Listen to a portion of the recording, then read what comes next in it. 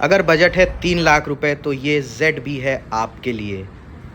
Aeroplane जैसा दिखने वाला ये ई रिक्शा 3 व्हीलर है, प्योर इलेक्ट्रिक है। एक आदमी बढ़िया से बैठ के चला सकता है, पीछे आप सवारी फैमिली भी बैठा सकते हो। पीछे से देखोगे तो आपको बहुत ही बढ़िया लगेगा, छोटी छोटी फरारी जैसी लाइटें इसमें मिल जाती हैं। आगे से आपको जो स्टीयरिंग मिलता है वो भी फुल डिजिटल मिलता है, बढ़िया ओडोमीटर के साथ। तो मात्र कीमत है 3 लाख। अपना बना लो इसको और खूब मौज काट दो।